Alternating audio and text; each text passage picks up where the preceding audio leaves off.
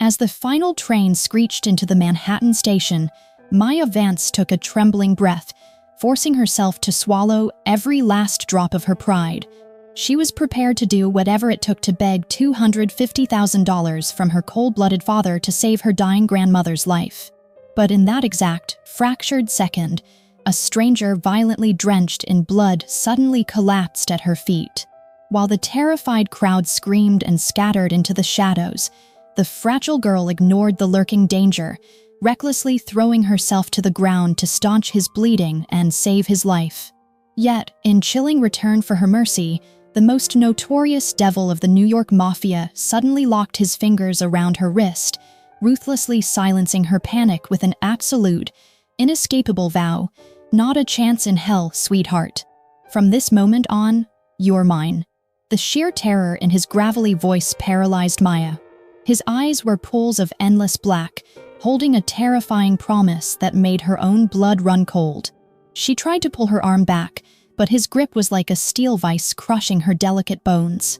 The metallic stench of his blood soaked into her cheap cotton coat, staining her hands with the sins of a man she did not even know. She opened her mouth to scream, to beg him to let her go, but the chaotic symphony of the subway station suddenly shifted into a new, far more lethal gear. The rhythmic thud of heavy combat boots echoed down the concrete stairs. Dozens of men clad in immaculate black suits swarmed the platform. They carried heavy assault rifles, their faces carved from stone, radiating an aura of absolute violence. The remaining civilians shrieked, scrambling over one another like frightened rats to escape the armed squad. Maya felt the air leave her lungs. She was trapped in the epicenter of an underworld war. "Secure the perimeter," a towering man at the front roared, his weapon raised as his frantic gaze swept the bloodied floor. "Find the boss. Move." Maya trembled violently, realizing these terrifying men belonged to the wounded demon holding her hostage. If they found her kneeling over him, they might shoot her on sight. Or worse, they would obey his sinister command and take her away forever. Panic clawed at her throat. She looked down at the man. The notorious devil of the New York Mafia was losing his battle against mortality. The massive pool of crimson expanding beneath him was taking its toll. His breathing grew shallow and ragged. The lethal fire in his obsidian eyes flickered, clouded by the creeping veil of unconsciousness. His chest heaved one final time before his head fell back against the grimy tiles. The monstrous strength in his hand finally wavered. His fingers twitched, the vice grip loosening just enough. This was her only chance. Maya ripped her wrist from his grasp, the sudden release sending her stumbling backward. She scrambled to her feet, her sneakers slipping on his wet blood, and darted toward the darkest exit corridor just as the suited men descended upon their fallen leader. "Boss is down. We need a medic right now," the towering commander bellowed, dropping to his knees beside the unconscious kingpin. Nobody noticed the fragile girl slipping away into the shadows. Maya ran. She pushed her exhausted legs to their absolute limit, sprinting up the concrete stairs and bursting out into the freezing Manhattan night. The icy wind hit her like a physical blow, slicing through her thin clothes, but she did not dare look back. She merged into the bustling, oblivious crowds on the upper streets, her heart hammering against her ribs like a trapped bird. Every shadow seemed to hide a man with a gun. Every passing black vehicle made her breath hitch. She kept her head down, wrapping her arms around her trembling torso. Her hands were sticky with the Mafia Boss's blood, a horrifying reminder of the abyss she had just narrowly escaped. But she could not afford to fall apart.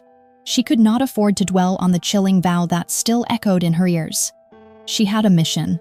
Deep in the hospital ward miles away from this chaotic street, Clara was fighting for every breath.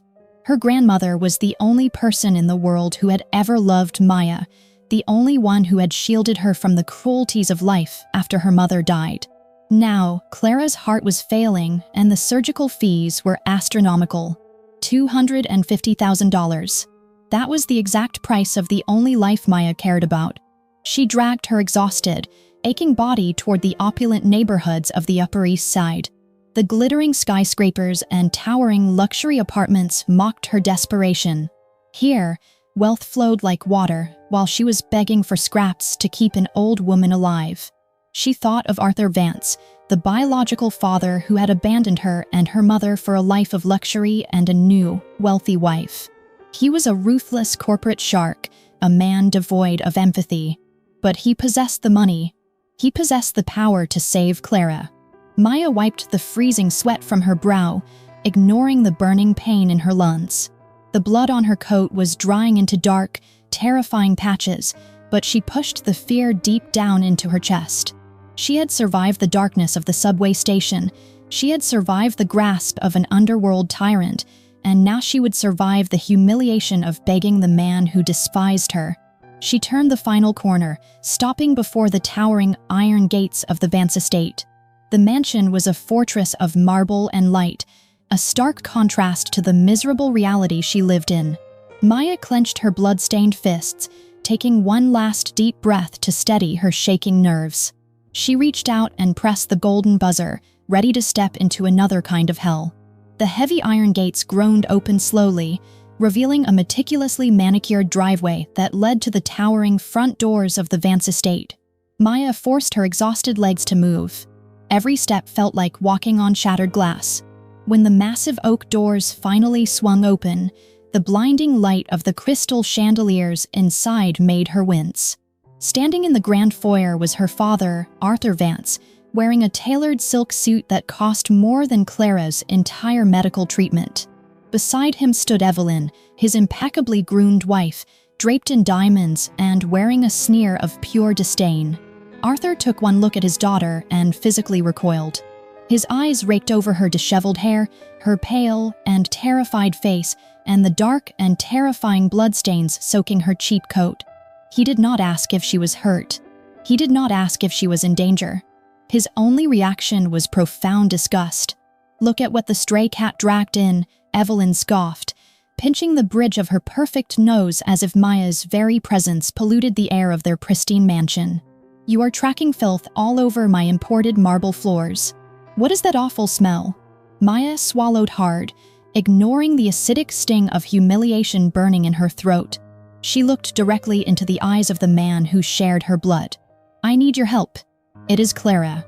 Her heart is failing, and the hospital will not operate unless the fees are paid up front. I need $250,000. Please." Arthur let out a hollow, cruel laugh. The sound echoed off the high ceiling, chilling Maya to the bone. $250,000? You come barging into my home in the middle of the night, looking like a slaughterhouse worker, and demand $250,000 for that useless old woman. She is not useless. Maya fired back, a spark of defensive rage igniting in her chest. She raised me when you threw us away. You owe her. You owe my mother. You have millions, Arthur. This is pocket change to you. Just give me the money, and I will walk out of your life forever. I swear you will never have to look at me again." Evelyn crossed her arms, her lips curling into a wicked smile. She leaned close to her husband and whispered something Maya could not hear. Arthur's rigid posture relaxed slightly. A strange, calculating gleam replaced the disgust in his cold eyes. He looked at Maya, not as a daughter, but as an asset suddenly placed upon his negotiation table. "Fine," Arthur said, his voice terrifyingly calm. Maya froze. The word shocked her system so completely that she forgot how to breathe. "What did you say?" "I said fine," Arthur repeated, adjusting his expensive cuffs. "I am not a monster, Maya. If Clara is truly dying, I will cover the medical expenses. But look at yourself. You are hyperventilating, covered in God knows what, and shaking like a leaf. You are in no condition to go back to a hospital right now." Tears of pure, blinding relief welled in Maya's eyes. The crushing weight that had been suffocating her finally lifted. He was going to help. Despite his cruelty, he was actually going to save Clara. "Thank you," she gasped, her voice breaking into a wretched sob. "Thank you. I promise I will repay every single cent." "Do not be dramatic," Evelyn said, her voice dripping with fake sympathy. "Come upstairs. The maids will draw you a hot bath in the East Wing guest room. You will sleep here tonight. The money will be wired first thing in the morning." Maya was too exhausted to question the sudden shift in their demeanor. The promise of the money blinded her to the predatory glint in Evelyn's eyes. She followed her stepmother up the grand, sweeping staircase, her legs feeling like lead. Evelyn ushered her into a lavishly decorated bedroom, pointing to a luxurious en-suite bathroom before stepping back out into the hallway. "Rest well, Maya," Evelyn smiled, her red lips stretching too wide. The heavy mahogany door swung shut. A split second later, the sharp, unmistakable sound of a deadbolt clicking into place echoed through the quiet room. Maya jolted. The comforting illusion of safety shattered instantly. She ran to the door, grabbing the golden handle and twisting it frantically. It was locked from the outside. Panic, cold and sharp, flooded her veins. She slammed her fists against the solid wood. "Let me out," she screamed, her voice tearing from her throat. "What are you doing?" "Open the door." Arthur's muffled voice slithered through the heavy wood. "Settle down, Maya. Did you really think I would hand over that kind of cash for nothing? My company is drowning. We're on the verge of total bankruptcy, and you are going to be the life raft." Maya stopped pounding. Her blood turned to ice. "What are you talking about?" "We found an investor," Evelyn's muffled, venomous voice chimed in. "Marcus. He is willing to inject $10 million into the business tomorrow. But he has very specific tastes. He likes them young, unbroken, and desperate. We told him we had the perfect little virgin waiting for him." "No," Maya whispered, her eyes widening in sheer horror. She backed away from the door, her hands covering her mouth. Marcus was a notorious billionaire, a 60-year-old monster whispered about in elite circles for his depraved cruelty toward young women. "The wedding is tomorrow morning," Arthur declared, his tone devoid of any parental warmth. "You will be his bride. If you behave and sign the marriage certificate, the hospital gets the $250,000. If you fight, Clara dies before noon. Sleep well, daughter." Footsteps faded down the corridor, leaving Maya trapped in the gilded cage. The realization crashed down upon her with the force of a falling building. Her own father had not just abandoned her, he had actively sold her to a monster to save his failing empire. She looked wildly around the locked room, the luxurious silk sheets and crystal lamps morphing into the instruments of her impending doom. She had escaped the devil in the subway only to be sold to another one by her own flesh and blood. The sharp click of the deadbolt felt like a physical strike against Maya. She stared at the heavy mahogany door, her breathing turning erratic.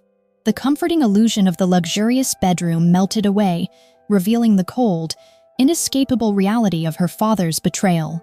Being sold to Marcus, a man known in the darkest corners of the city elite for his vile cruelties, was a fate far worse than death.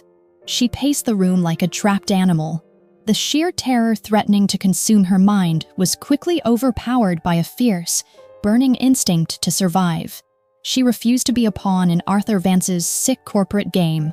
Her eyes darted across the opulent furnishings and locked onto a heavy, ornate crystal table lamp resting on the bedside vanity. Without a single second of hesitation, she grabbed the lamp by its golden vase and hurled it violently onto the solid marble floor of the en-suite bathroom. It shattered instantly into jagged, glittering pieces. She dropped to her knees and picked up the largest, sharpest shard, ignoring the sharp sting as the thick glass sliced into her palm. Rushing back into the bedroom, she unlatched the heavy glass window panes, letting the freezing, biting wind of the Manhattan night whip through the room. The thick, expensive silk curtains blocking the moonlight became her only lifeline. Maya sawed frantically at the fabric with the bloody glass shard, tearing the silk into long, sturdy strips. She knotted them together with frantic hands, tying one end securely to the solid iron radiator anchored beneath the windowsill. She tossed the makeshift rope out into the dark abyss of the estate grounds, praying the knots would hold her weight. The drop was terrifying. 2 stories down to the stone patio below. She gripped the twisted silk and swung her legs over the ledge. The icy wind battered her thin frame, threatening to tear her from her precarious hold. The fabric cut ruthlessly into her blistered palms, but the haunting image of Clara dying alone in a hospital bed, combined with the horrifying thought of Marcus waiting at the altar, forced her downward. Halfway down, the silk began to groan, tearing with a sickening rip. Maya let go, sliding the rest of the way and crashing violently into the manicured rose bushes. Thorns ripped through her cheap coat and scratched her pale face, but she swallowed her scream, tasting copper in her mouth. She scrambled to her feet, staying low in the dark shadows of the garden, and ran toward the towering stone wall at the edge of the property. She climbed the wrought iron trellis, dropped into the pitch-black alleyway behind the estate, and vanished into the unforgiving city night. She ran until her lungs burned. Every shadow in the street felt like her father's security men. Every passing headlight felt like the terrifying mafia devil from the subway station. She needed a sanctuary. She needed the only person in this cruel, calculating world who had ever truly protected her. Julian. He was her first love, her childhood hero, and her only anchor to sanity. Years ago, when they were just kids playing in the deep woods near her grandmother's old rural cabin, a pack of vicious wolves had cornered her. Julian had thrown his own body in front of hers, taking the brutal bites and fighting the beasts off with nothing but a broken branch. He had saved her life then, and she knew with absolute certainty he would save her now. She navigated the labyrinth of the late-night subway lines, keeping her head down to hide her bruised face and blood-stained clothes, until she finally reached his modest apartment building in Brooklyn. Maya pounded her trembling fists against his wooden door.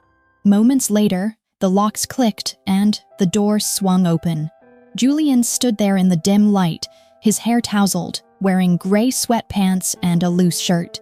His sleepy eyes widened in pure, unadulterated shock as he took in her torn coat, her bleeding hands, and her battered face. Maya did not give him a chance to speak. She collapsed forward, burying her face into his chest, letting the heavy dam of tears finally break. He caught her instantly, wrapping his warm, strong arms tightly around her trembling shoulders. He pulled her inside and locked the door behind them, a simple gesture that brought the first wave of true comfort she had felt all night. "Maya, my God, what happened to you?" Julian asked, his voice thick with deep concern. He guided her to the small living room sofa, grabbing a damp towel to gently wipe the dirt and dried blood from her shivering hands. Between broken, breathless sobs, Maya poured out the entire nightmare. She told him about Arthur's ultimate betrayal, the horrifying forced marriage arrangement with Marcus to secure a $10 million investment, and the desperate, ticking clock of Clara's failing heart. She deliberately omitted the terrifying encounter with the Mafia Boss in the subway, fearing it would only add to the danger and overwhelm him. Julian listened intently, his jaw tightening, his eyes burning with what looked like righteous anger. When she finished, she looked up at him, her heart completely laid bare. "I have nowhere else to go, Julian. If they find me, they will drag me to that altar, and Clara will die. You are my only hope." Julian knelt on the floor before her, taking her injured hands and pressing them gently to his lips. His gaze was steady, radiating the exact same fierce, unwavering protection she remembered from their childhood in the woods. "I will never let anyone hurt you, Maya. Not your father, not Marcus, not anyone. Remember the wolves? I protected you then, and I will protect you now." He stood up, his expression hardening with resolve. "We cannot stay here. Your father has enough money and influence to track you down by morning. We are leaving New York. Tonight." He walked over to his closet and began pulling out a large duffel bag, tossing clothes and essentials into it with frantic energy. "I know a quiet place upstate. We will go there, hide out, figure out a way to get the $250,000 for Clara, and start over. Just you and me. Trust me." Maya watched him pack, a profound sense of gratitude washing over her battered soul. In a world full of monsters and calculated cruelty, Julian was her absolute salvation. The cold, damp air of the desolate Brooklyn freight yard clung to Maya as she huddled behind a stack of rusted shipping crates. Julian had told her to wait out of sight while he secured a private transport vehicle to take them upstate. Every shadow stretching across the cracked concrete felt alive, but the thought of escaping with her childhood protector kept her trembling heart beating. She clutched the lapels of her ruined coat, praying for his quick return. A pair of blinding halogen headlights suddenly swept across the yard, cutting through the thick fog.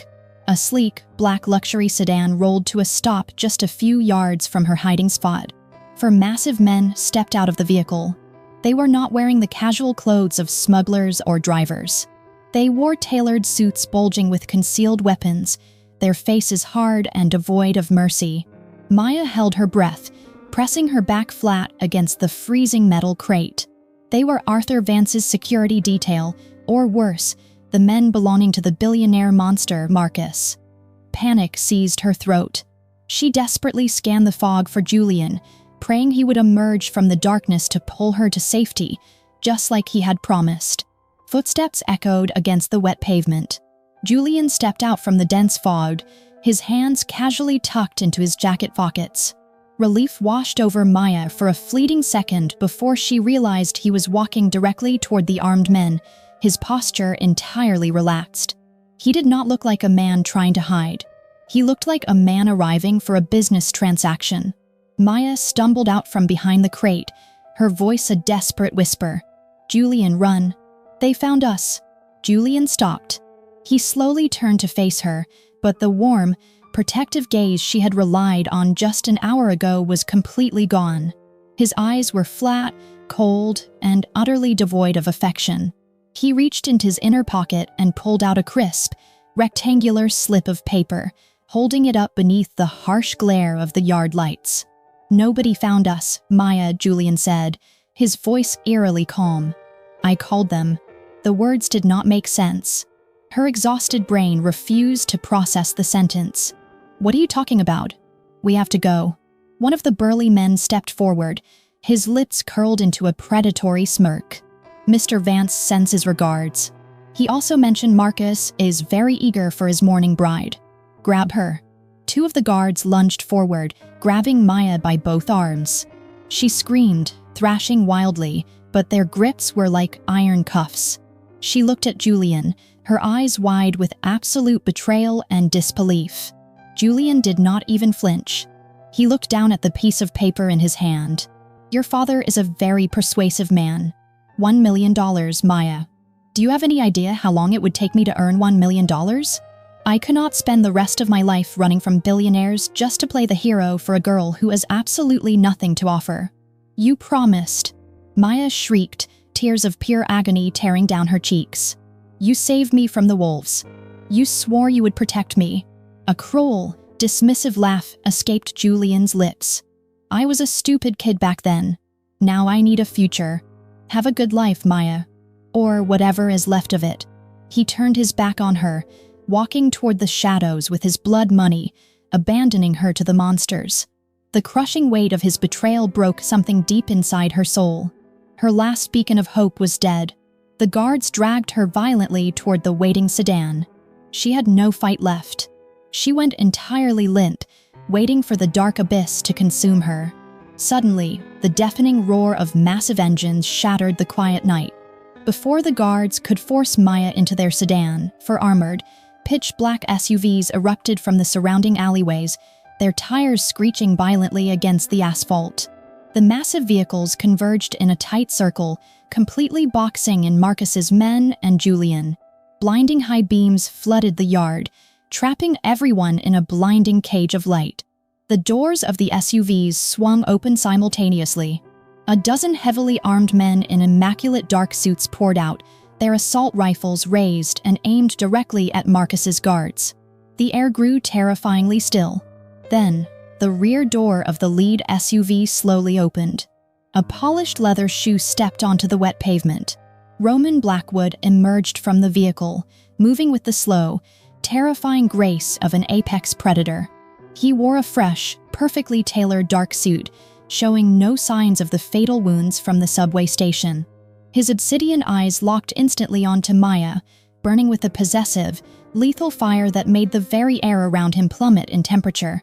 The absolute authority radiating from him was suffocating. The devil had not died in the station. He had come to collect his property. The silence in the freight yard was absolute, broken only by the low growl of the armored vehicles. Marcus and his hired thugs froze, their arrogant smirks instantly melting into masks of pure terror. Everyone in the underworld knew the face of Roman Blackwood. They knew the legends of his merciless cruelty and the sheer, unstoppable force of his syndicate. The two men gripping Maya let their hands fall away as if her skin had suddenly caught fire, backing up with their hands raised in panic surrender. Roman did not draw a weapon. He did not need to.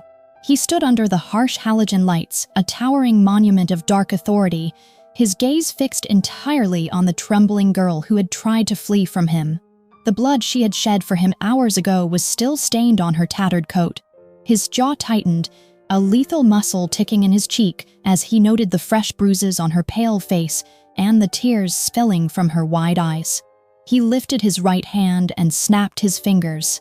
A single sharp sound that echoed like a gunshot. His operatives moved with terrifying precision. They descended upon the 4 security guards like a tidal wave of shadow and steel. There was no chaotic shootout, only the brutal sickening sounds of bones snapping and bodies hitting the wet concrete. Heavy rifle butts crashed into ribs and skulls. Within seconds, the Billionaire elite security team was reduced to a writhing, groaning pile of broken men on the ground. They had been neutralized completely, utterly humiliated without a single bullet being fired. Maya stumbled backward, her legs giving out, but she did not hit the floor. 2 of Roman operatives flanked her instantly, not touching her, but forming an impenetrable wall of protection around her. Through the fog, Julian stood paralyzed. The $1 million check fluttered from his trembling fingers, landing in the dirty puddles. He looked at the carnage, his face drained of all color, and then he looked at Roman. The cowardly instinct that had made him sell the woman he supposedly loved now screamed at him to run. He took 1 step backward, turning to flee into the darkness. Roman moved faster. He crossed the distance with the terrifying speed of a striking viper. His large hand shot out, wrapping around the back of Julian's neck, halting his escape with crushing force. Julian let out a pathetic strangled gasp as Roman dragged him back toward the center of the yard, dragging him right to where Maya stood trembling. With a violent shove, Roman forced Julian down. Julian's knees slammed hard into the unforgiving asphalt, right at the tips of Maya's ruined sneakers. "Look at her," Roman commanded, his voice a low vibrating growl that promised unimaginable agony. Julian kept his head bowed, sobbing hysterically, his entire body shaking with cowardly terror. "Please," Julian begged, his voice cracking into a high pitch. "Please, Mr. Blackwood. I did not know she belonged to you. I swear to God I did not know. I was just doing what her father paid me to do. Take the money. Take all of it. Just let me live." Roman stepped forward, the heel of his polished leather shoe coming down squarely on the crumpled $1 million check, grinding the paper deep into the mud and grime. "You sold the woman who came to you for sanctuary for pieces of paper," Roman said, his tone devoid of any humanity. "You thought you could trade what is mine. You are not a man. You are a rat feeding on scraps." Maya stared down at Julian. The illusion she had held onto for years shattered completely. The brave boy who had fought the wolves in the forest was dead, replaced by this pathetic groveling creature weeping at her feet. She felt no pity, only a hollow echoing numbness. The betrayal had burned away the last remnants of her innocent hope. Roman turned his attention away from the trembling coward. He stepped up to Maya. The overwhelming aura of violence surrounding him softened by a fraction, replaced by an intense, consuming possessiveness. He looked down at her battered hands, the hands that had desperately tried to staunch his bleeding just hours before. "You ran from me," Roman murmured, stepping into her personal space, the scent of cedar and gunpowder wrapping around her senses. "I had to save Clara," Maya whispered, her voice barely audible over the roaring engines. "I had to." Roman did not argue. He did not demand an apology. Without a single word of warning, he leaned down and swept her off her feet, cradling her fragile, exhausted body against his broad chest. Maya gasped, instinctively grabbing the lapels of his suit to steady herself. The warmth radiating from his solid frame was a shocking contrast to the freezing nightmare she had just endured.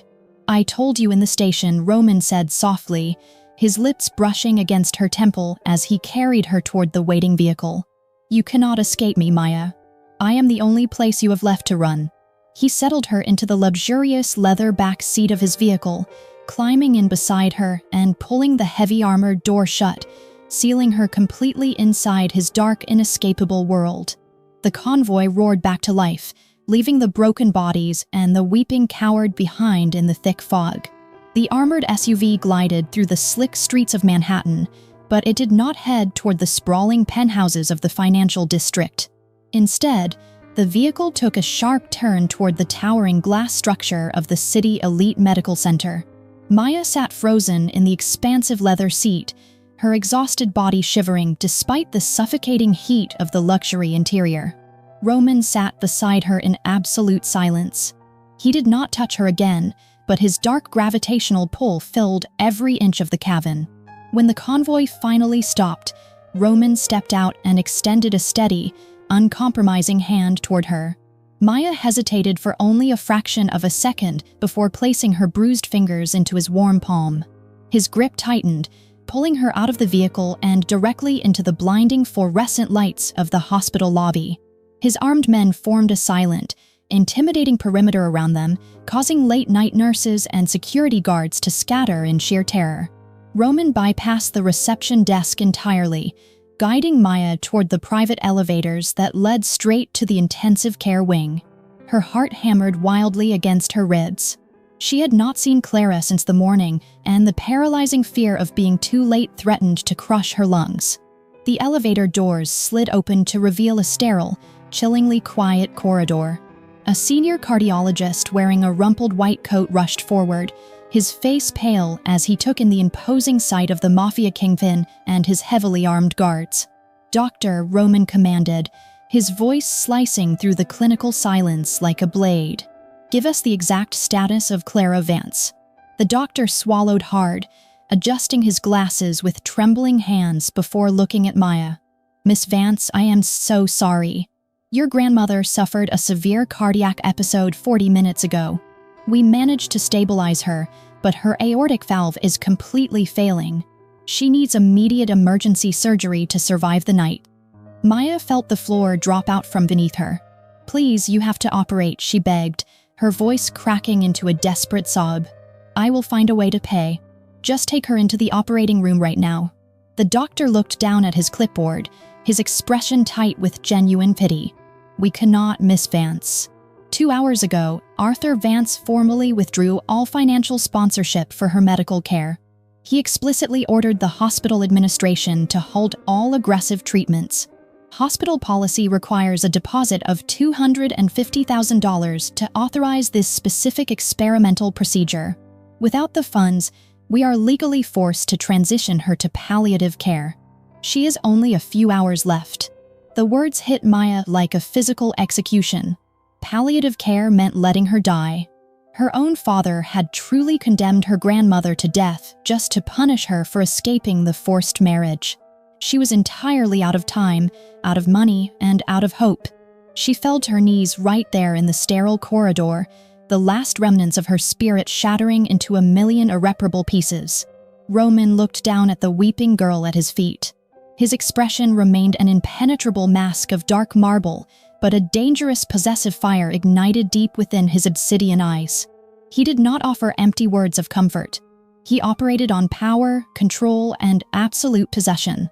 He raised his hand. From the shadows of the corridor, his personal legal counsel stepped forward, carrying a sleek black leather portfolio. The lawyer handed the portfolio to Roman and silently retreated. Roman crouched down, bringing himself to eye level with Maya. He reached out, his thumb gently but firmly tilting her tear-stained chin upward so she was forced to look directly into his terrifying gaze. "I do not lend money, Maya," Roman stated, his velvet voice devoid of any warmth. "I do not do favors, and I do not deal in charity. I acquire permanent assets." He flipped open the black portfolio and laid it on the pristine white tile floor between them. Inside rested a single, impeccably typed legal document. At the very top, the words "Certificate of Marriage" were printed in bold black ink. Next to the document was a heavy gold fountain pen. Maya stared at the paper, her breath hitching in her throat. Her tear-filled eyes darted from the contract to the cold, handsome face of the devil offering it. "You want to buy me," she whispered, the horrifying reality of her situation sinking into her bones. "I want to own you," Roman corrected smoothly, his thumb tracing the soft curve of her jawline. "Sign your name on that line, Maya. Become my legal wife. Swear your absolute loyalty, your body, and your future to the Blackwood family. The second the ink dries, my personal medical team will take over this floor. Clara will have the finest cardiologists on the Eastern Seaboard working on her heart within 10 minutes. She will live in absolute luxury for the rest of her days." He leaned closer, his breath ghosting over her trembling lips.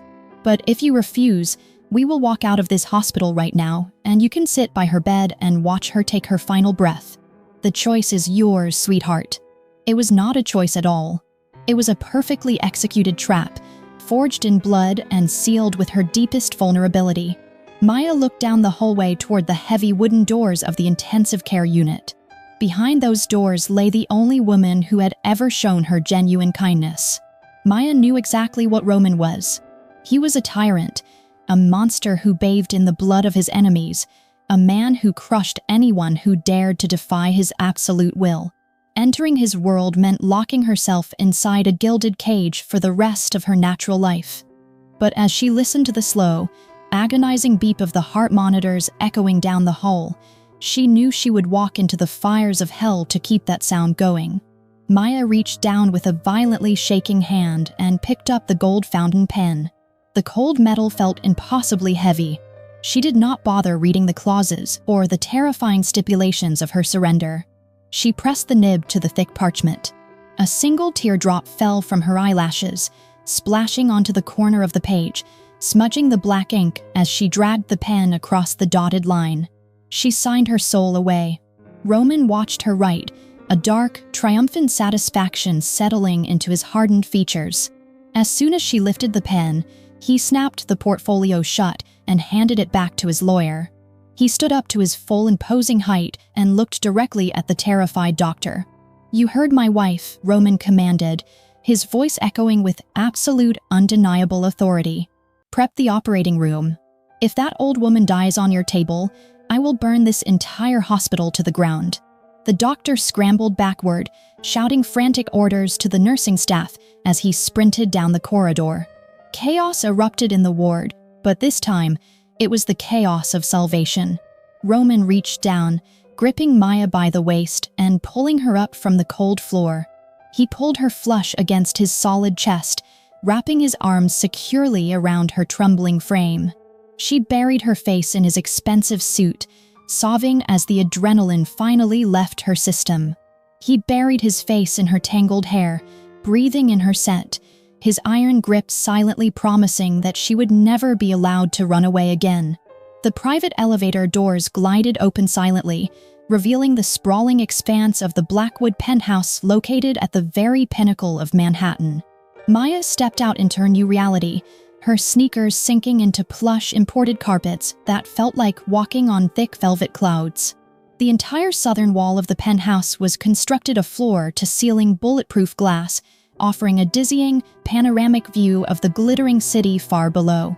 It was a breathtaking display of unimaginable wealth, yet to Maya, the towering glass walls felt exactly like the transparent barriers of a high-altitude terrarium. She was a captured specimen, trapped in a gilded cage suspended in the sky.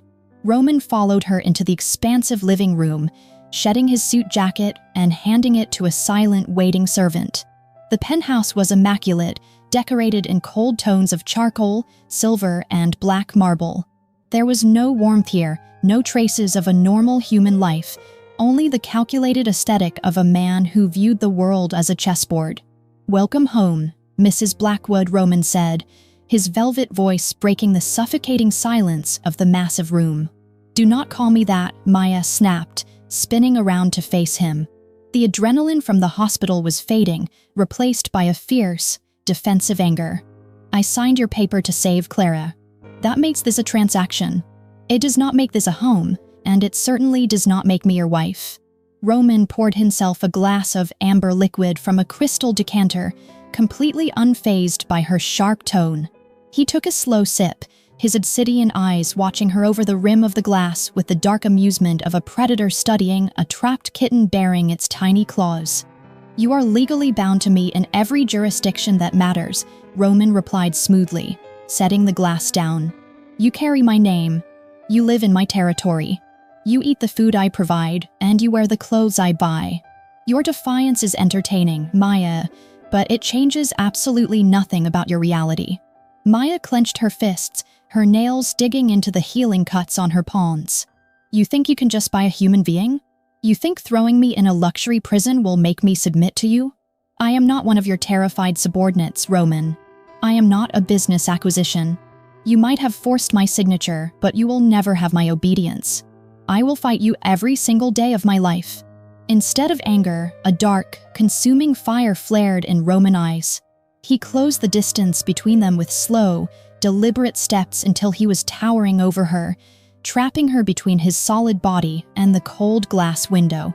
Maya refused to back down, lifting her chin to meet his terrifying gaze head-on. "If I wanted a submissive, obedient woman, I could buy 1,000 of them tomorrow," Roman murmured, leaning down until his lips were mere inches from her ear. "I do not want obedience, Maya. I want you. I want your fire, your stubborn pride, and your absolute fury. I want the girl who looked the devil in the eye and tried to run. Fight me all you want. Scream, break the fine china, tear down the silk curtains. It will only make it that much more satisfying when you finally realize you belong to me completely." He reached up, his large hand wrapping gently but firmly around the back of her neck, his thumb resting against her racing pulse. "Here are the rules of your new existence," Roman declared, his voice dropping to a lethal, uncompromising register. "You will not leave this penthouse without my express permission. If you step out of that elevator, you will be flanked by 4 of my best armed guards at all times. You have unrestricted access to call the hospital to check on Clara, but you will not contact anyone else from your past. Your previous life is dead and buried. I am your entire world now." Maya trembled, the sheer weight of his dictatorial control pressing down on her chest. "You are a monster. I am exactly the monster you needed to save the only person you love," Roman countered softly, his thumb stroking her skin in a chillingly tender motion. "Do not forget who brought Clara back from the brink of death while your own father left her to rot. You depend on me now, Maya. For Clara's survival, for your own safety, for everything." He released her neck and took a step back, the suffocating intensity of his presence lingering heavily in the cold air. "The staff has prepared the master suite for you," Roman said, turning his back on her to pour another drink. "There is a fresh wardrobe, a hot bath, and medical supplies for your hands. Rest, little bird. The war has only just begun, and you will need your strength if you truly intend to fight me." Maya stood frozen against the glass, her heart hammering a frantic rhythm against her ribs. She looked out at the sprawling city of New York, the millions of glowing lights looking like distant, unreachable stars. She had won her grandmother life, but she had traded her own freedom to a tyrant who thrived on control. The penthouse was stunning, filled with priceless art and extravagant comforts, but the air felt thin and unbreathable. She was entirely at his mercy, trapped in the highest tower of a concrete castle, but as she glared at Roman Broadback, a fierce, unbreakable resolve settled in her soul. She would not break. She would not let this dark, obsessive king strip away her identity. The cage might be locked, but the bird inside was ready to draw blood. 3 days passed in the suffocating luxury of the penthouse. Maya paced the length of the bulletproof glass windows like a captive leopard, her physical wounds healing under the meticulous care of Roman private medical staff, but her mind remaining locked in a state of high alert. She had not seen the Mafia kingpin since their tense confrontation on her first night. He had vanished into the shadows of his empire, leaving her alone with her turbulent thoughts and the constant, overwhelming reality of her new life. On the afternoon of the 4th day, the heavy steel doors of the private elevator chimed. Maya turned sharply, expecting to see a servant bringing her lunch. Instead, a pair of broad-shouldered guards stepped into the foyer, aggressively dragging 2 extremely familiar figures behind them. Maya felt all the blood drain from her face. Arthur and Evelyn Vance stumbled into the pristine living room. They were dressed in their usual extravagant designer clothing, but their expressions were a grotesque mixture of lingering arrogance and frantic, desperate greed. When Arthur spotted Maya standing near the window, his chest puffed out and he violently shook off the hands of the guards. "Maya, darling," Evelyn coos, her voice dripping with a sickeningly sweet fake affection as her eyes started around the priceless artwork adorning the penthouse walls. "Look at this place. You have certainly moved up in the world. What are you doing here?" Maya demanded, her voice shaking with a sudden surge of pure venom. "How did you get past the lobby?" Arthur smoothed the lapels of his expensive suit, adopting the authoritative posture of a proud patriarch. "Do not use that tone with me, Maya. I am still your father. When we heard the news that Marcus was hospitalized with 2 broken legs and that you had somehow managed to ensnare Roman Blackwood instead, we realized there had been a slight change of plans.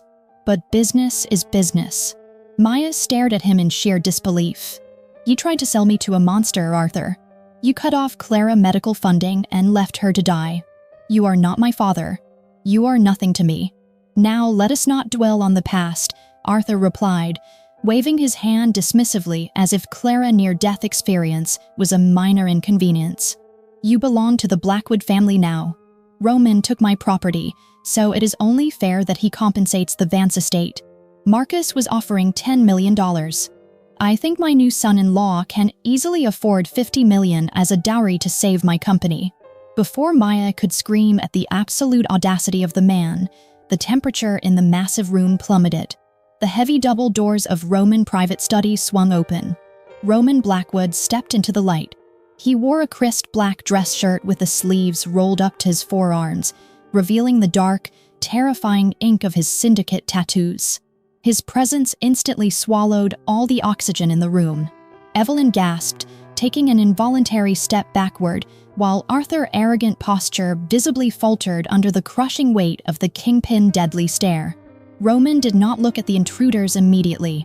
His obsidian eyes found Maya first, silently assessing her trembling frame, checking for any signs of distress. When he was satisfied she was physically unharmed, he finally turned his attention to the man demanding a dowry. "You came into my home to demand $50 million, Roman stated.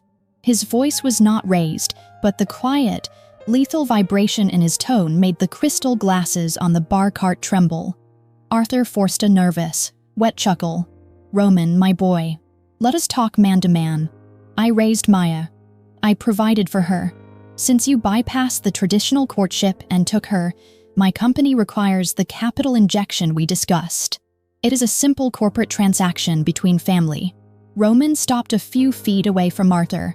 He tilted his head slightly, a gesture devoid of any human warmth. "You consider your daughter a corporate transaction. You starved an old woman to force a girl into a nightmare. You think you are a shark, Arthur, but you are just blood in the water." Arthur's face flushed with a mix of fear and indignation.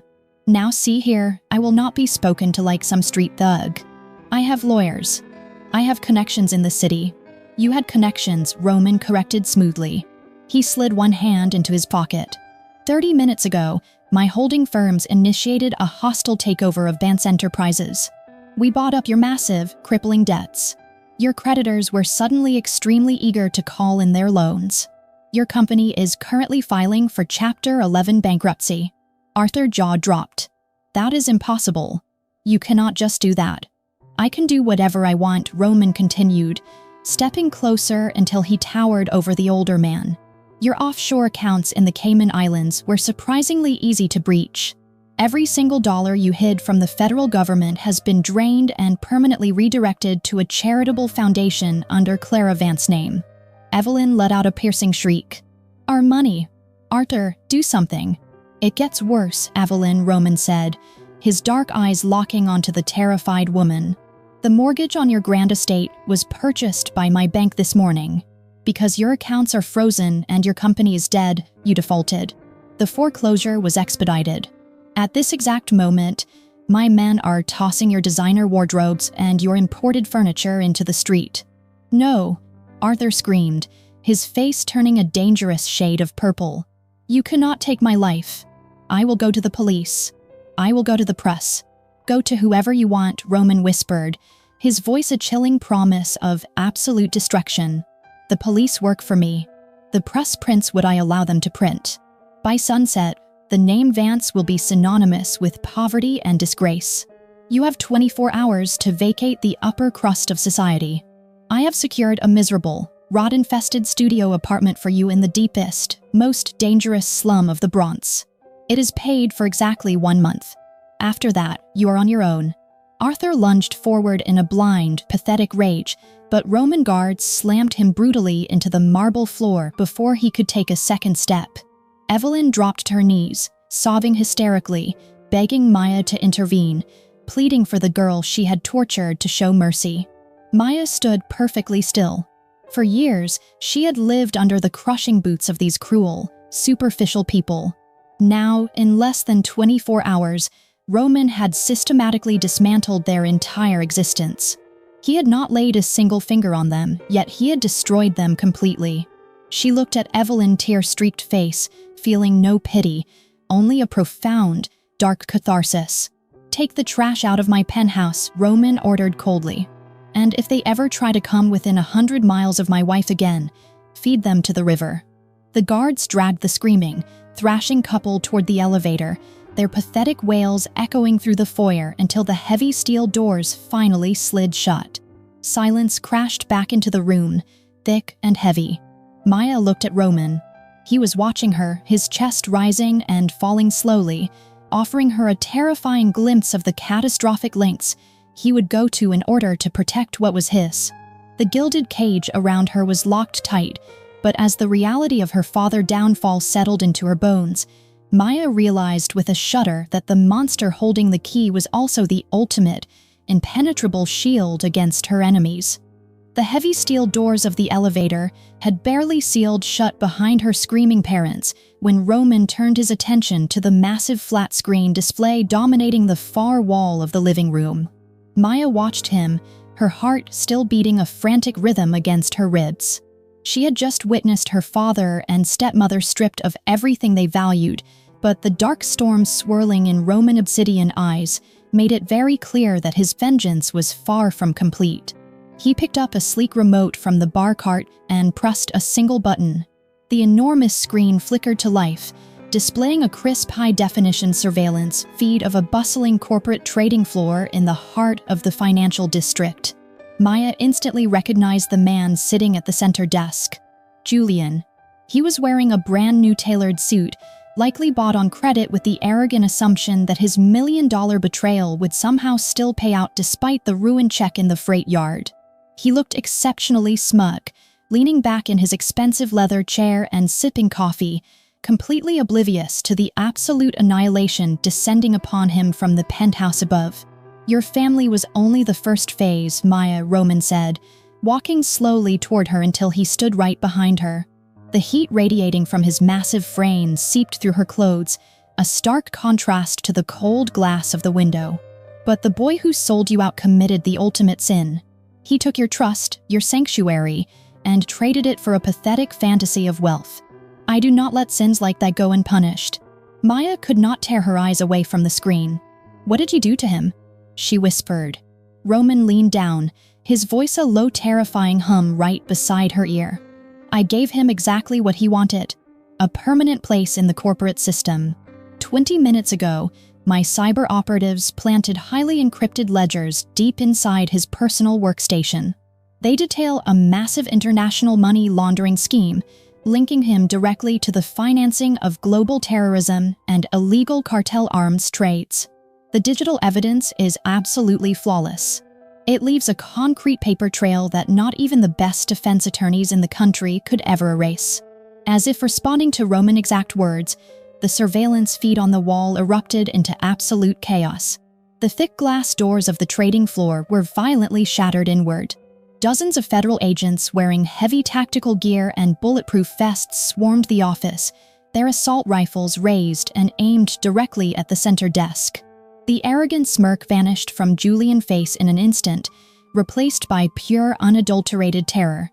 He jumped out of his chair, dropping his ceramic coffee mug, holding his trembling hands up in a frantic gesture of surrender. Two massive federal agents grabbed him without a shred of hesitation, slamming him face first into his polished wooden desk. Confidential papers flew everywhere like grotesque confetti.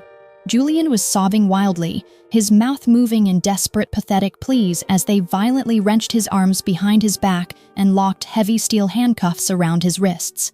He thought he was a clever businessman, Roman murmured, his tone devoid of any human mercy. He thought he could outsmart the underworld and profit off my wife. By tomorrow morning, every major global news outlet will brand him as the mastermind behind the largest financial syndicate crime of the decade. His personal assets are completely frozen. His reputation is pulverized into dust. Maya watched Julian being dragged out of the office by his collar, his expensive suit ruined, his dignity completely stripped away in front of all his peers. The illusion of her childhood hero was entirely eradicated. The brave boy in the woods was just a fleeting memory fabricated by a naive child. The man weeping on the screen was a treacherous coward who was finally facing the catastrophic consequences of his unimaginable greed. "Where are they taking him?" Maya asked, her voice trembling slightly as she watched the agents shove Julian into the back of a heavily armored federal vehicle. "To a maximum security federal penitentiary," Roman answered, his breath ghosting over her neck. "And the warden of that specific facility happens to owe me his life. Julian will be placed immediately into the general population block. The inmates there are fully aware of who he crossed on the outside. They know he sold what belongs to me. He will not have a single moment of peace. Every day will be a brutal fight for his miserable life. He will spend the next 40 years locked in a concrete box, constantly looking over his shoulder, experiencing the exact same paralyzing terror he forced upon you in that freight yard." Maya shivered, but she did not pull away from Roman. She stared at the empty screen as the live feed finally cut to black. A profound, overwhelming realization washed over her entire being. She was terrified of the man standing behind her. Roman Blackwood wielded a dark power that rivaled the gods. He could erase a human life with a simple phone call and a fabricated digital ledger.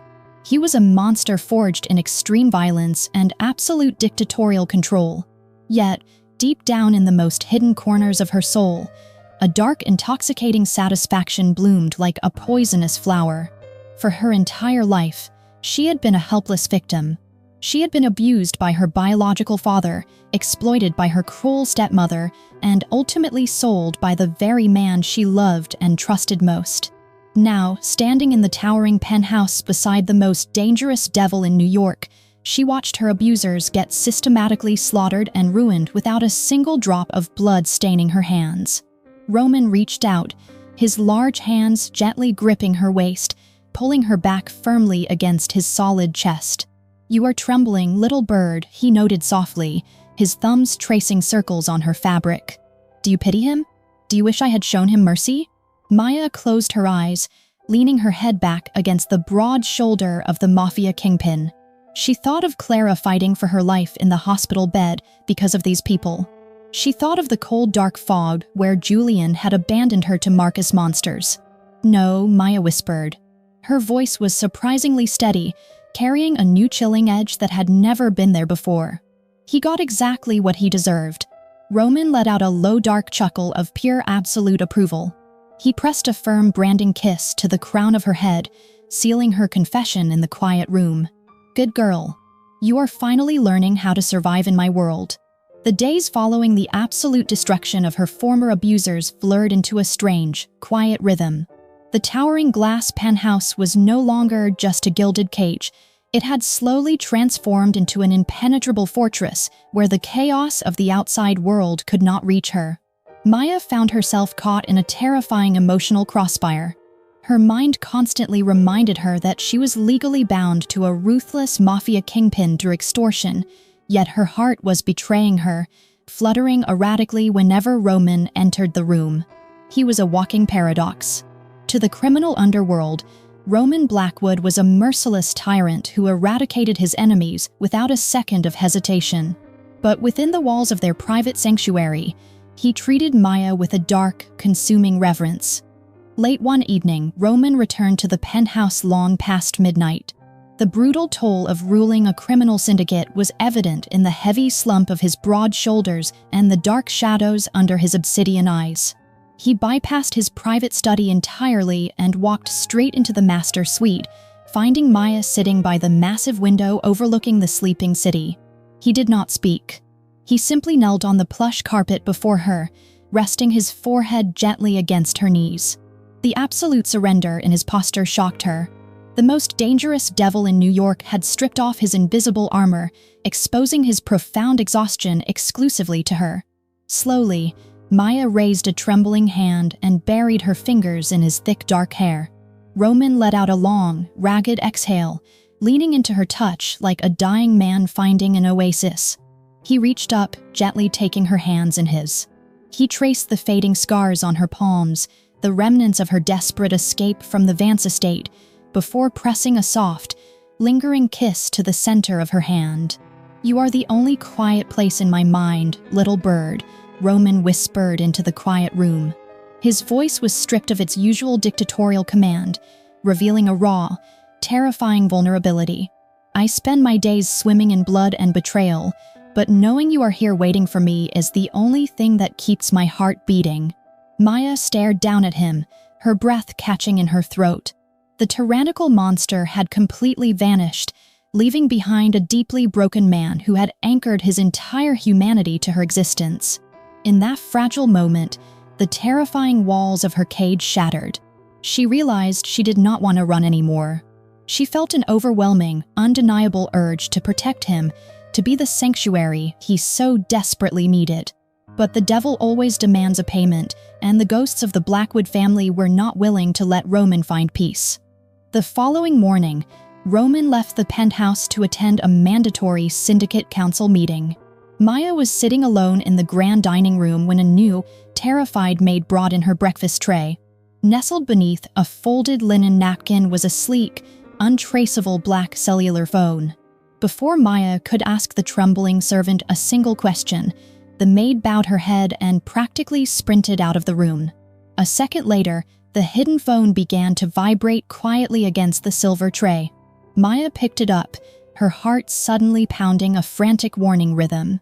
She pressed the device to her ear but remained completely silent. "Well, hello there, sister-in-law," a smooth, venomous voice purred through the speaker. It sounded eerily similar to Roman, but it lacked his controlled depth. This voice was laced with chaotic, dripping malice. "I am Damien, Roman biological brother, and the true rightful heir to the Blackwood Empire." Maya gripped the phone tighter, her knuckles turning white. "How did you get this phone in here? What do you want?" "I want to save you, Maya."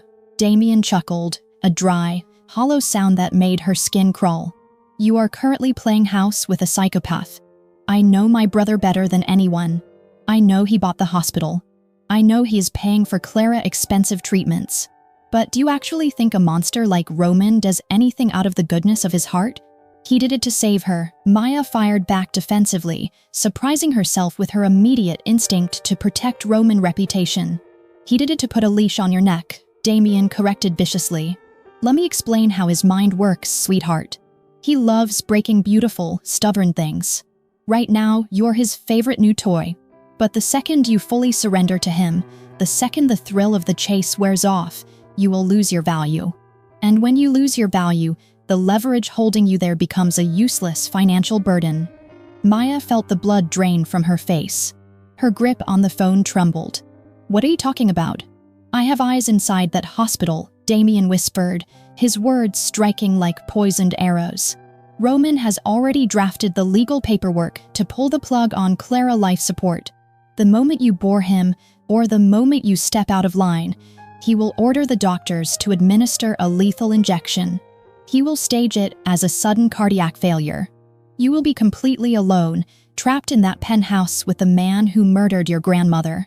"No," Maya gasped, a single tear spilling over her lower lash line. The terrifying image of Clara dying alone rushed back into her mind, crashing through the fragile trust she had just begun to build with Roman. "You are lying. He would not do that." Damien laughed again, cruel and victorious. Do not be a naive little girl. Look at what he did to your father. Look at what he did to Julian. He destroys everything. But I can offer you a way out. I can guarantee safe passage for both you and Clara out of the country tonight. Millions of dollars, new identities, total freedom. All you have to do is one tiny favor for me."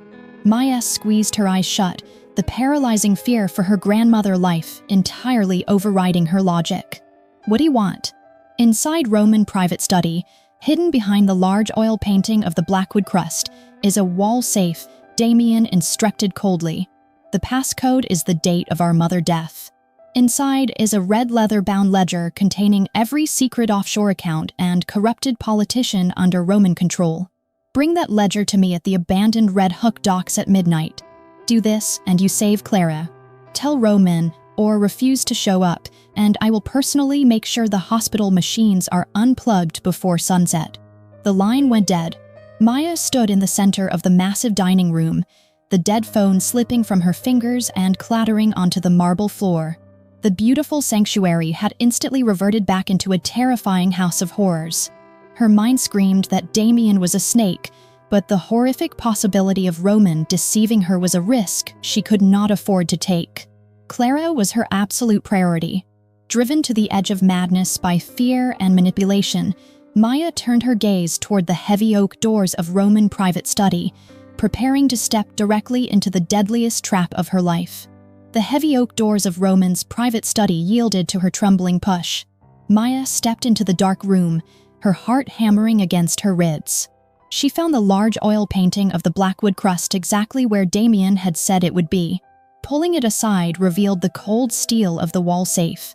She did not know the exact date of their mother's passing, but she did not need to. She had absolutely no intention of opening it. Standing in the silent study, the terrifying manipulation of Damien's words began to dissolve under the weight of her own intuition. Roman was a tyrant, yes. He was a ruthless mafia kingpin who had destroyed her father and annihilated Julian. But he had never lied to her. He had shielded her body with his own in the subway station. He had brought Clara back from the brink of death. He had knelt before her just hours ago, offering her the raw, bleeding core of his exhausted soul. Damien was banking on her trauma, assuming she was still a terrified victim willing to sell out her savior for a false promise. But Maya was no longer the fragile girl trembling in the freight yard. She had survived the wolves, and she had survived the demons of New York. She would not let this hidden brother destroy the man who had become her terrifying sanctuary. She moved over to Roman's expansive mahogany desk and opened the bottom drawer. She pulled out a thick, heavy book bound in dark crimson leather. It was nothing but a collection of mundane property tax records, completely useless to a criminal syndicate. She tucked the fake ledger securely under her arm. She was going to the Red Hook docks. She was going to look Damien in the eye, hand him the worthless book, and stall him long enough to expose his treachery, or perhaps find a way to neutralize the threat he posed to Roman. It was a reckless, suicidal plan born of desperation and a dark, newly awakened loyalty. Escaping the penthouse required every ounce of her cunning. She knew the security patrols changed exactly at 11 o'clock at night. Slipping down the servant staircase, she bypassed the main elevators and used the underground utility exit, merging into the freezing, rain-slicked streets of the city. The Red Hook docks were a desolate graveyard of rusted shipping containers and rotting wooden piers. Midnight draped the harbor in a thick, suffocating fog. The smell of salt water and decay filled the air. Maya walked slowly down the main pier, clutching the fake red ledger to her chest. Her ruined sneakers made no sound against the damp wood, but her breathing felt deafening in the eerie silence. A figure stepped out from the dense fog. Damien Blackwood shared the same towering height and dark hair as Roman, but the resemblance ended there. While Roman possessed a cold, majestic authority, Damien radiated a chaotic, ravid energy. His eyes were wide, twitching with a manic anticipation. He wore a long dark trench coat, his hands buried deep in his pockets as he approached her with a predatory swagger.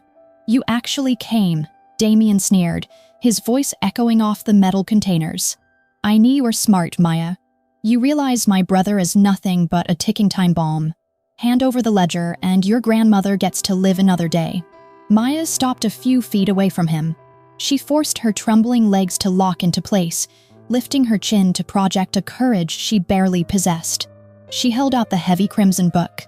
Damien snatched it from her hands with greedy, violent enthusiasm. He flipped it open, pulling a small flashlight from his coat to illuminate the pages. His manic smile froze. The frantic flipping of pages slowed, then stopped entirely.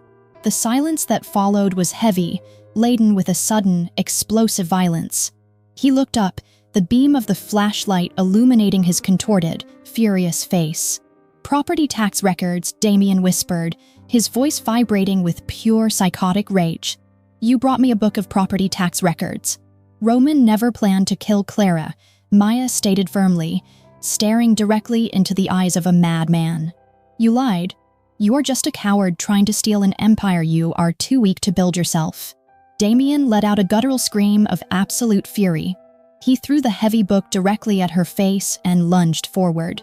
Maya tried to turn and run, but she was completely outmatched. Damien grabbed her by the hair, violently yanking her backward. She cried out in pain as she crashed onto the unforgiving wooden pier.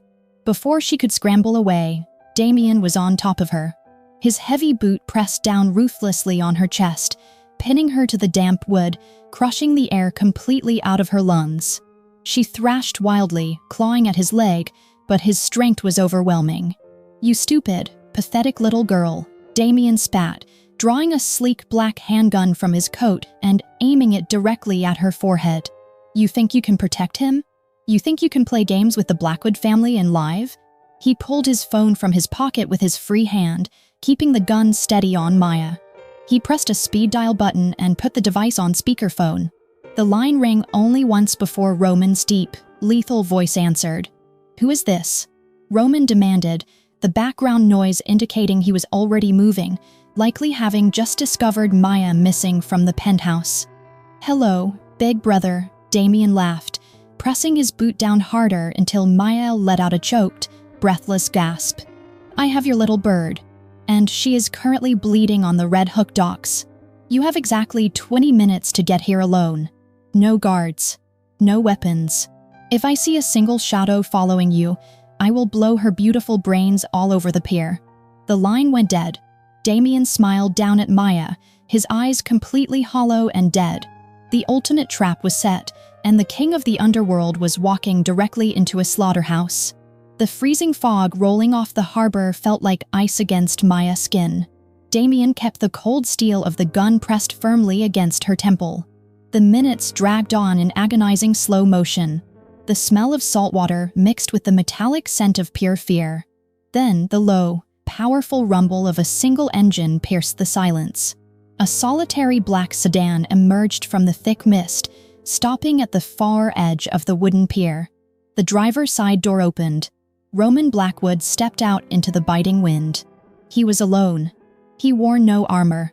His dark suit jacket was unbuttoned, and as he walked slowly toward the center of the pier, he raised his hands in the air, palms open, demonstrating absolute compliance. He did not look at his deranged brother.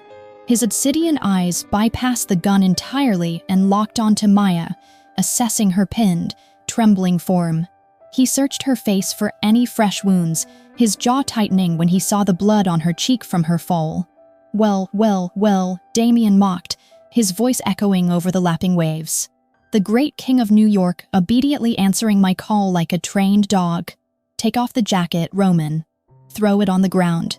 Roman did not hesitate. He shrugged off the expensive tailored jacket and tossed it onto the wetwood. "Turn around," Damien barked. Roman complied slowly, completing a full circle to prove there were no concealed weapons holstered to his waist or ankles. He was completely vulnerable, stripped of the lethal arsenal that usually accompanied his dark reign. "Let her go," Damien, Roman commanded, his voice calm, yet resonating with a lethal gravity. "You wanted me. I am here. The girl has no part in our family business. Let her walk away, and you can have whatever you want." Damien let out a sharp, psychotic laugh. "Whatever I want. I want your empire. I want your life.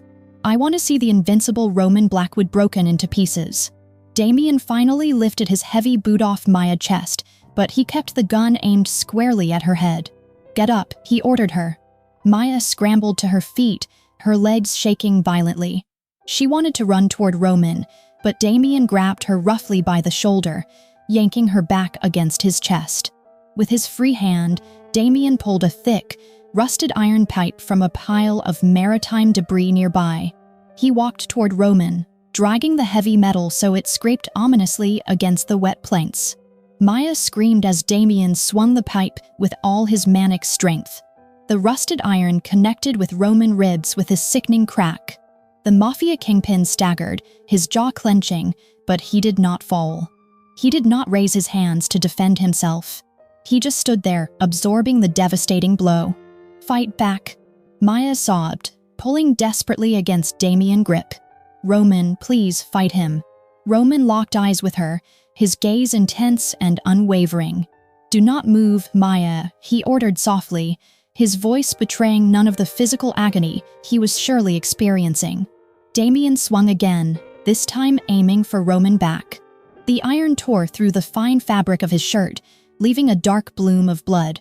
Roman stumbled forward onto one knee, but he forced his battered body back up to his feet. He refused to show weakness, keeping his attention focused entirely on keeping Damien focus on him, away from Maya. "Why will you not fight?" Damien screamed, his face contorting into a mask of pure, frustrated hatred. "Hit me. Show her the monster you really are." Damien unleashed a chaotic flurry of brutal strikes. The heavy pipe crashed into Roman's shoulders, his torso, his arms. Blood trickled down the side of Roman's face, staining his crisp white collar a deep crimson. Every instinct in Roman's lethal body must have been screaming to retaliate, to tear his brother apart with his bare hands. He was a man who had slaughtered entire cartels without breaking a sweat. Yet, for the very first time in his violent existence, the tyrant offered absolute zero resistance. He swallowed his pride, his power, and his rage. He endured the torturous agony, knowing that a single defensive move would cause Damien to pull the trigger on Maya. The sound of the rusted iron hitting flesh and bone was a horrific rhythm. Maya wept uncontrollably, feeling every strike as if it were landing on her own body. The man who controlled the entire city, the devil who could destroy a dynasty with a single phone call, was letting himself be beaten to death simply to keep a gun pointed away from her. The imposing walls of his terrifying authority crumbled right before her eyes, revealing a man who was willing to sacrifice his own life to secure hers. Damien brought the pipe down hard across Roman's knees. Roman finally collapsed, hitting the wet wooden planks with a heavy thud. He was breathing heavily, his blood pooling on the dock, mixing with the cold rain. He tried to push himself up, his muscles straining, but his battered body betrayed him. "Look at him," Damien sneered, kicking Roman viciously in the side, sending him rolling onto his back. "He is pathetic. This is your great protector, Maya?" A bleeding, broken animal on the floor. Roman slowly lifted his heavy head. His dark eyes were bruised and bleeding, but the consuming, protective fire within them burned brighter than ever. He looked directly at Maya, his voice barely a rasp over the crashing waves. "Run, Maya," Roman breathed out, a desperate, final command. "When he swings again, you run into the fog." "No," she cried out, shaking her head wildly, tears streaming down her face. "I will not leave you here." Damien laughed, a manic, breathless sound. He raised the iron pipe high above his head with both hands, preparing for a final, lethal strike directly to Roman's skull. "How touching," Damien mocked, his eyes wide with madness. "A tragic romance right to the very end. Say goodbye to the king." The rusted iron pipe hovered high in the freezing air. Damien snared, his eyes wild with the manic anticipation of finally slaughtering his invincible brother. Maya felt a primal, deafening roar erupt inside her mind.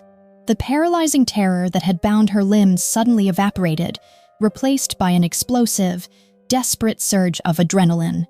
She refused to watch the man who had become her sanctuary be executed like a sacrificial lamb. With a feral scream, Maya threw her entire body weight forward, crashing directly into Damien. The sudden impact caught the deranged man completely off guard. He stumbled backward, his heavy boots slipping on the slick, rain-soaked wooden planks. The rusted iron pipe fell from his grasp, clattering loudly against the pier and rolling off the edge into the dark water below. "You stupid, pathetic bitch," Damien hissed, recovering his balance with lethal speed. His manic amusement vanished in an instant, replaced by a cold, murderous fury. He raised the sleek black handgun, pointing the cold steel barrel directly at the center of Maya's chest. "If you are so desperate to die for him, you can go to hell first." He pulled the trigger. The deafening crack of the gunshot shattered the quiet harbor. Maya closed her eyes, waiting for the fatal, burning impact. But the agonizing pain never came. Instead, a massive, solid force crashed into her, knocking her violently out of the bullet trajectory. Roman, driven by a terrifying, superhuman will, had launched his battered body off the wooden planks the exact fraction of a second Damien fired. He wrapped his strong arms around Maya, shielding her fragile frame entirely with his broad back as they tumbled hard across the rough, splintered dock. A sickening, wet thud echoed through the fog as the bullet tore through flesh and bone. Roman let out a low, ragged groan, his massive frame shuddering violently. As they slid across the jagged wood, the remains of his ruined, blood-soaked dress shirt caught on a rusted iron nail protruding from the pier. The fine fabric ripped completely down the center, tearing away to expose his broad, muscular back to the biting wind. Roman collapsed beside her, his breathing shallow and erratic. Dark blood poured from a fresh bullet wound near his shoulder blade, mixing with the puddles already forming beneath him. "No!" Maya shrieked, scrambling frantically to her knees. She crawled toward him, her hands hovering desperately over his bleeding body. "Roman, please, look at me. Stay with me." As she reached out to press her trembling hands against the gunshot wound to stop the bleeding, her eyes locked onto the expanse of his exposed skin. Time stopped completely. The freezing wind, the terrifying presence of Damien, the distant sounds of the city, everything faded into an absolute, ringing silence. Roman's back was covered in a horrifying tapestry of deep, jagged scars. They were not the clean, surgical marks of knife fights or bullet grazes typical of a mafia kingpin. These were brutal, ragged tears. Thick, raised lines of scarred tissue crisscrossed over his shoulder blades and down his spine, perfectly resembling the violent, frantic claw marks of a wild beast. Near his lower ribs were the unmistakable, circular indentations of massive, crushing teeth. Maya stared at the scars, her breath leaving her lungs in a sharp, painful gasp. The horrific memories of her childhood, buried deep within her subconscious, violently clawed their way to the surface. She remembered the dark, freezing woods of Pennsylvania. She remembered wandering too far from Clara Cavan, the terrifying glowing eyes emerging from the tree line, and the vicious, snarling pack of timber wolves cornering her. She remembered screaming for help, closing her eyes as the alpha wolf lunged. And then, a young boy had thrown himself out of the darkness. He had tackled her to the cold ground, wrapping his arms around her head, using his own small body as a human shield while the wolves tore into his back with their claws and teeth. Julian had always claimed he was that boy. He had happily taken the credit, the immense gratitude, and the lifelong devotion from a traumatized little girl. But Julian had flawless skin. Julian had never possessed a single scar. Maya looked at the terrifying, possessive mafia devil bleeding out on the dock. The realization hit her with the catastrophic force of a falling meteor. It was him. It had always been him. Roman Blackwood was the boy in the woods. He had endured the agonizing bites, the tearing claws, and the unimaginable pain just to keep a strange little girl alive. The chilling vow he made in the subway station, the obsessive need to lock her in a gilded penthouse, the extreme, dictatorial lengths he went to in order to destroy anyone who threatened her. It was not the sick game of a tyrant. It was the desperate, terrifyingly deep love of a protector who had sworn to never let the wolves touch her again. He had suffered in silence, letting Julian take the credit, watching her from the shadows until the day she had fallen bleeding at his feet in the train station.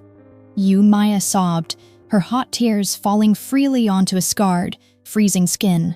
"It was you. You saved me." Roman slowly turned his head toward her. His obsidian eyes were clouded with immense physical pain, but a faint, heartbreakingly tender smile touched his bloody lips. He reached up with a trembling, blood-stained hand, his fingers weakly brushing a tear from her cheek. "I promised myself I would never let you get hurt again, little bird," Roman whispered, his voice incredibly faint. "I failed." A fresh wave of pure, unadulterated rage ignited in Maya's soul. The fragile girl who had spent her entire life running, begging, and hiding was completely eradicated. She looked at the man who had bled for her twice, who had handed over his invincible empire and his life just to keep her breathing. Behind them, Damien let out an irritated sigh. He cocked the gun again, the mechanical click sounding incredibly loud in the fog. "How incredibly pathetic," Damien sneered, taking a slow step toward them. "Do not worry, Maya. I will put you both out of your misery right now." Maya did not scream. She did not beg. She gently lowered Roman's head onto the wetwood and stood up. She turned to face the madman, her eyes burning with a dark, lethal fire that perfectly mirrored the monster she had just fallen entirely in love with. Damien pointed the gun at Maya, his finger tightening on the trigger. But the terrified victim he expected to execute was gone. Maya lunged forward with explosive speed, grabbing a heavy, splintered plank from the broken pier. She swung it with every ounce of her newly awakened fury, striking Damien directly on the wrist. Bone cracked loudly. Damien screamed, dropping the weapon. Maya dove onto the wet wood, her fingers wrapping around the cold steel of the gun. She rolled onto her back, stood up, and aimed it squarely at his chest with hands that no longer trembled. Before Damien could take another step or utter another threat, blinding headlights pierced the freezing fog. The deafening roar of armored engines surrounded the docks. Dozens of black vehicles swarmed the pier. Roman loyal operatives poured out, weapons raised and ready. Within seconds, they tackled Damien to the ground, pinning the deranged traitor down against the wet planks. The cavalry had arrived, but Maya did not lower the gun until the paramedics rushed past her to save the bleeding king of New York. 3 days later, the chaotic storm had finally passed. The private suite at the elite medical center was completely silent, save for the steady rhythm of the heart monitor. Roman opened his heavy eyes, adjusting to the dim light. The agonizing pain in his back and shoulder was dulled by medication, but the first thing he felt was the soft, warm weight of a hand wrapped tightly around his own. Maya was sitting in the chair beside his bed. The dark bruises on her face were fading, and her eyes held a profound, unbreakable calm.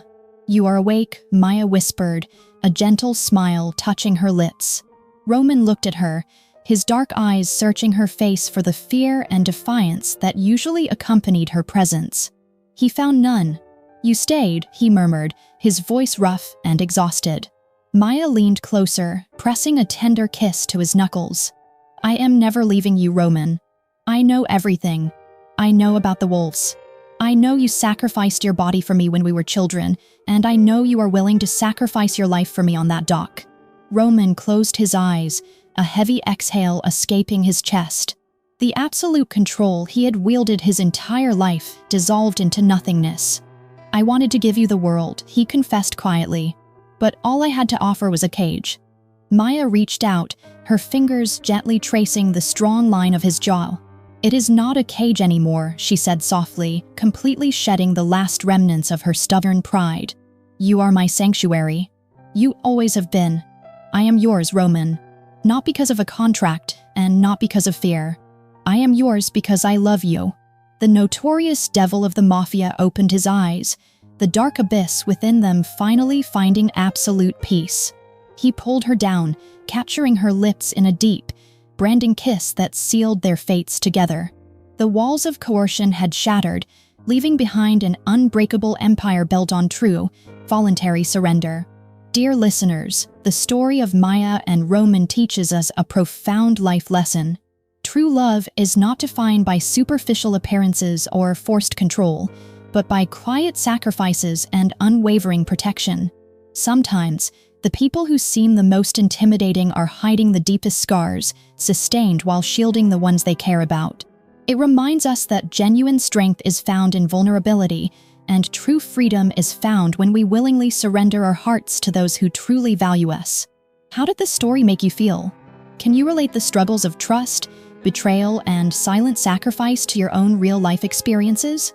Please share your deepest thoughts in the comments section below, as we truly desire to listen to the feelings from the bottom of your hearts. If you enjoyed this emotional journey, please hit the subscribe button, like this video, and share it with your friends so you can listen to many captivating stories every single day. We wish everyone watching this video robust health, a joyful daily life, and eternal peace. Goodbye, and we will see you in the next video.